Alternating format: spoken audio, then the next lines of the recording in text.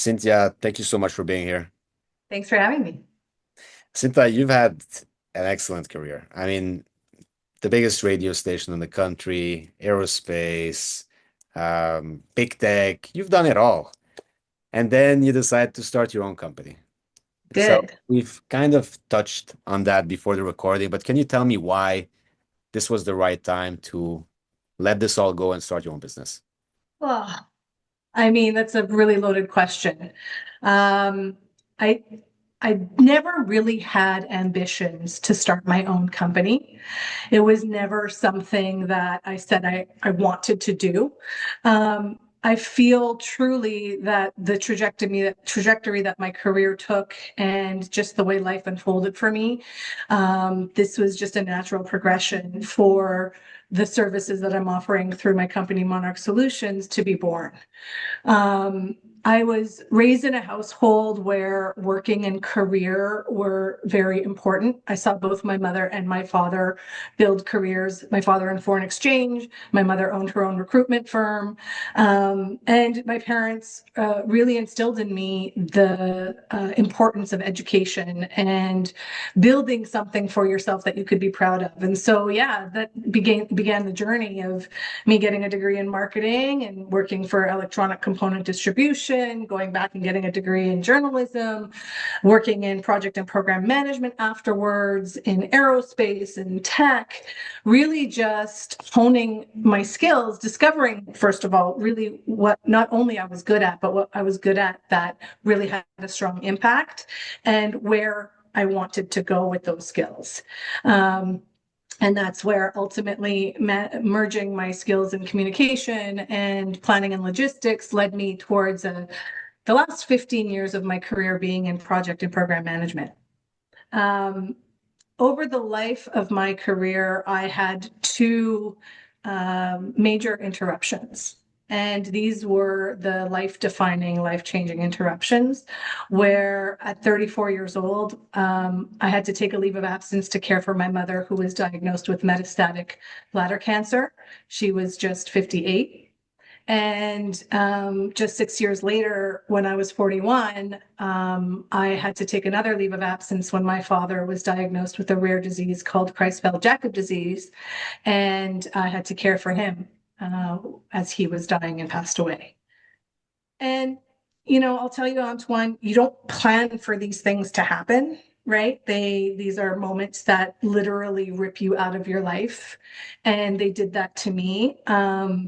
And the role itself of being a family caregiver to my parents absolutely changed me. It changed me, it challenged me, it broke me down to the barest bones of who I thought I was. And it allowed me an opportunity to rebuild my perspective on life and my perspective on the value I can bring to this world. And so, a year after my father passed away, he passed away in August 2022. So, a year after he passed away, I kind of did all the therapy that you do and all of that. I had this inspiration to bring my skills that I had honed over the last 20 years into this space of family caregiving. How? I didn't know at the time, but so began this journey of me wanting to not only advocate, but really implicate myself in a new way that would help people. And so the initial project for Monarch Solutions was born.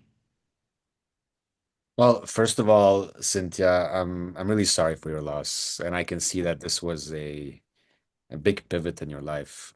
And and I want to appreciate the fact that you took time and spent that time with your family. It is very important because at the end of the day, businesses come and go, money comes and goes, and spending time with family is really sometimes all that matters.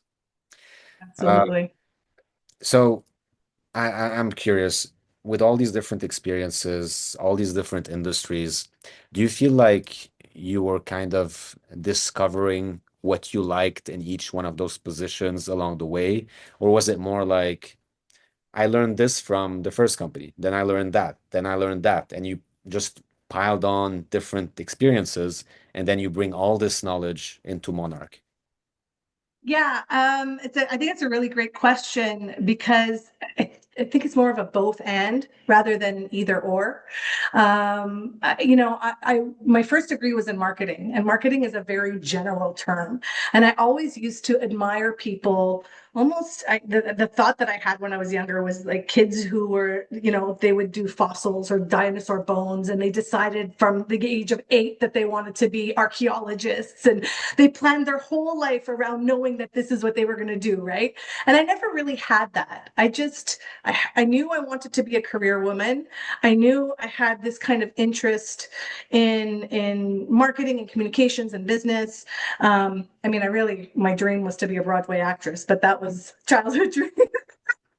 So it was kind of allowing myself to be open to the different experiences that each company had to offer, and not so much about the product or the industry that I was in. And so, electronic component distribution, I was not passionate about linear dropout regulators. Like, this was not something that I wanted, but this first company that I worked for was a large company, very specific SOPs, very specific ways of doing things. So it gave me experience and exposure to how business is run from a very rigorous, privately owned, but large company perspective. And when I left there to do my second degree, which I completely left, I didn't do it simultaneously. I did it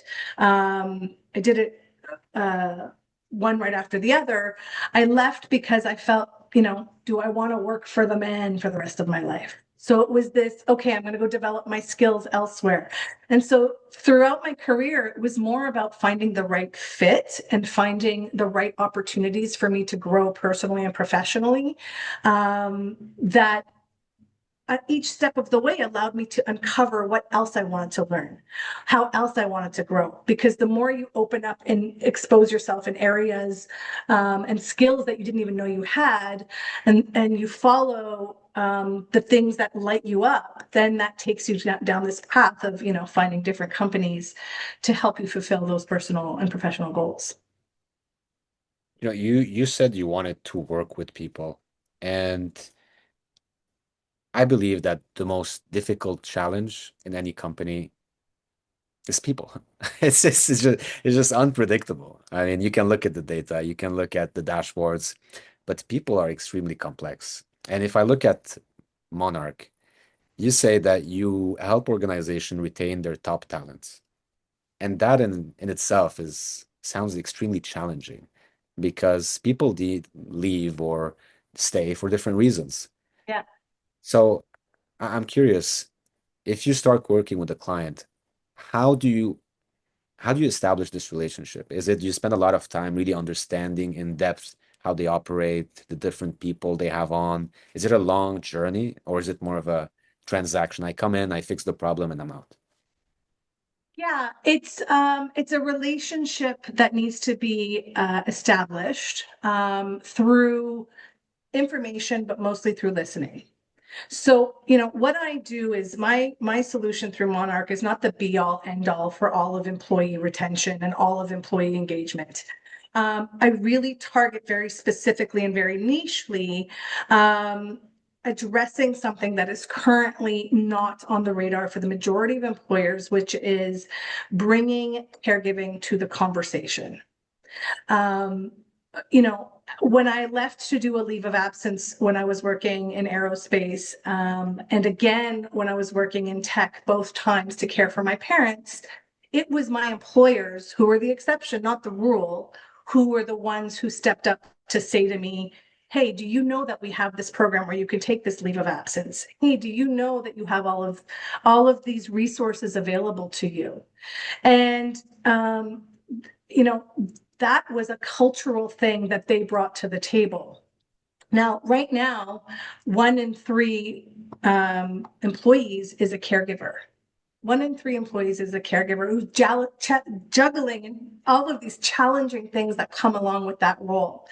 And so it's important and imperative for an employer to have a culture and come to the table and talk about these things because their bottom line is impacted by an employee's productivity, by an employee's mental state. So when I'm working with a client, the first thing I need to understand is what is their culture? And, bringing something that's such a brand new topic to the table for a lot of employers, I'm not going after the people who this is not on their radar at all. I can't. It's hard to shift. It's hard to turn that big ship. I'm going after the employers who pride themselves already in the employee programs they have, pride themselves already in being leaders in their industry, who have had track records in the past of doing things differently, because this is what I'm ultimately and essentially bringing to the table. Now, this all said, I do want to say that right now it's 1 in 3 employees. It's going to 1 in 2 in the next 10 years. And so I personally believe that the more people are going to become impacted by this, the more people are going to experience burnout, the more people are going to have to leave their jobs because they cannot make up for the gaps in a medical system and a healthcare system and the demands that come from a fledgling healthcare system. Organizations are going to feel this burn. And so my clients are going to start, piling up. That's the vision. Yeah, and was gonna ask you, do you feel like those companies know what they want exactly, or they know they want to be somewhere else and they need you to guide them through the process? Like, how does that relationship work? Are they here telling you, hey, Cynthia, this is what I want, help us get there? Or is it, what are we supposed to do if we want to help our So what employees? are we supposed to do? So what's starting to happen in the market right now is that because the situation is becoming so dire and the pressure is mounting on the shoulders of people who, like the layperson who's working but now has to take care of their aging parent, their child with a disability, their parent with cancer, husband with cancer or whatnot. There's now a sensitivity to it. And so um, it's the kind of thing where, okay, it's on our radar, but we have no idea where to start. And so what I do is I walk in and I offer them the opportunity to do a needs assessment to kind of shine the light specifically on what their working caregiver demographic looks like, how many of their, like, just even asking them the question, have you ever asked if your employees are caregivers? If they're caring for someone. And I know it kind of straddles this really fine line between, divulging personal private information, but also understanding what are the obstacles in the way of your employees, kind of in annual engagement surveys that are preventing them or that are competing maybe with their ability to be present at work. And so it's asking the employer, hey, do you know? And right now, the statistic is that 62% of employers have no idea how many of their employees are actually juggling work and care. And a lot of the times when they ask the question, they are shocked to understand how many there are. So that's number one. And then number two is, okay, so we understand that you have this percentage of your employees who's juggling work and care. What do you currently offer in your employee assistance programs, for example, or from a wellness perspective, or culturally, that could fill the needs that they have? People who are juggling work and care often have needs that fall into one of three categories or all of them, which is they have emotional needs, just literally the need to be seen, valued, validated for what they're going through. They have financial needs. So, caregiving costs families upwards of $1,000 a month if they don't have any kind of supports. And lastly, hold on, emotional, financial, and then they need the resources. They need the know-how. They need to understand who to go to.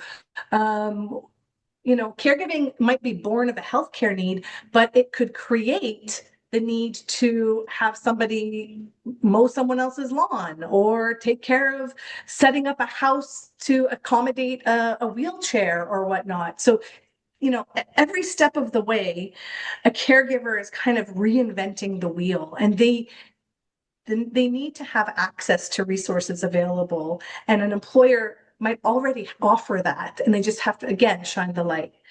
And then, I know taking a long time to answer the question, but, once you understand how many people there are what their needs are, what you currently have, then I can come in and make other recommendations for gaps.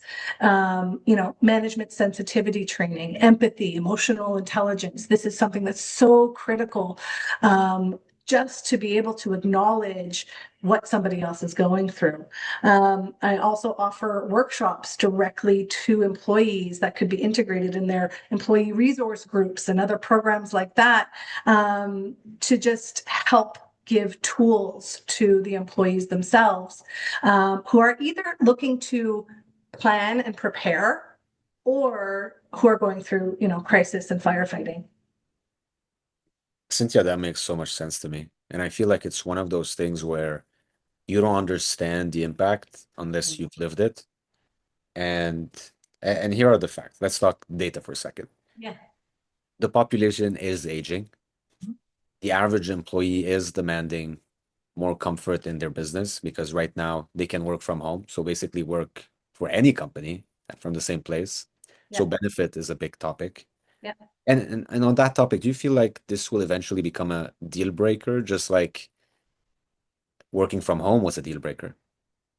Yeah, deal breaker is a really strong term. What I would say is I think it's going to be something that attracts top talent and that employers could lead with. Hey, we've got a caregiver support program. Oh, yeah. And, that's going to come with people identifying with the word caregiver, which I could go on a whole other tangent because people don't call themselves caregivers, even though they are. Like I was a professional, right? I was a businesswoman.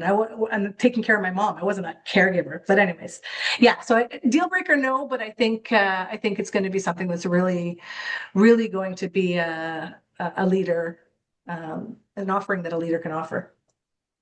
Yeah, I mean, I get your point. You don't want to be labeled as X or Y. It's just something you're living through.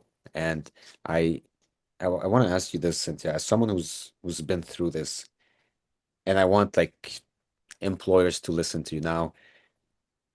How much did it affect your mental health and mental stability to be doing your professional job and taking care of your family at the same time? Do you feel like it's two different people before and after? Absolutely. That's exactly what it is. It's two different people before and after. Um, Again, I will tell you, if I didn't have the support and the encouragement of the employers that I had to say, we got your back, go do what you need to do. Um, I don't know how I would have survived, truly. And what it ultimately fostered in me when I was given the space to truly, I want to say, be ripped from everything I had ever known that allowed me to show up to work the way that I would every single day, to have that stripped away from me. Um, but to have a company that said, we've got your back and go rebuild the way you need to. And, we're here for you. I showed up stronger, more loyal, and more willing than ever to work because it didn't take much, but it gave me the space to know that I had this anchor to come back to. Now, I, with my mom, I worked for 3 months and then I ended up having to take, you know, another 7 months off because she was terminal. And with my dad, I worked for 2 weeks and then it was like he was rapidly declining. And so I took a couple of months off before he passed away. Um, I was sitting literally by each of their bedsides with laptops and, getting my work done. And I felt as passionately about my job as I did about my parent, that I didn't want to have to choose. And if I had to choose, of course I was going to choose my parents and I was going to deal with it afterwards. When I came back to work after caring for my dad, I opened up very, very much about what the experience was like. And the moment I opened up and let people know, now I wasn't like spewing my personal details to everyone, but just, hey, Cynthia, where have you been? And I would tell them, all of a sudden I was being met with story after story of, oh, I'm actually working from a hospital room right now. Oh, my wife is dealing with this right now. Oh, I'm, currently, or I just went through that. Isn't it hard? And it was just this beautiful opportunity for me as a program manager to connect with my teammates, understand what was challenging for them, allow flexibility in areas that maybe if I hadn't known, I would have come down a lot harder on them for, and reinforce a team dynamic that allowed my programs to run as smoothly as possible. So, Cynthia, this is truly, I mean, I think you're very brave. You did something. no, I feel brave and courageous right now. It's scary as all. I mean, going through all this, it takes a lot, and I just can't imagine people who didn't have the support you did from your company, how they would go through it. Um, so They're I want, going through it right now. I'm sorry to interrupt you, but the majority of people who are doing this right now don't have support from their employers. It's devastating. yeah, and And people the don't know. ripple effects, they're gonna develop. 44% of people who are juggling work and care identify as having extreme high to extreme levels of stress. These people are going to fall apart. Yeah. 35% of people who are caregiving die before the person that they're caring for because of the stress. You're a data guy. I'm throwing you the numbers. Well, this This is an is like, extremely it's high number. real. That's crazy. I mean, that's if you don't ask the questions, we are just talking about that. If you don't ask the questions, you will never know. That's it. Cynthia, this was really an eye-opening conversation to me. Thank you so much for taking the time, and I wish you the best with Monarch. I think Thank you. it's very important what you're doing. I appreciate it. Thanks, Antoine.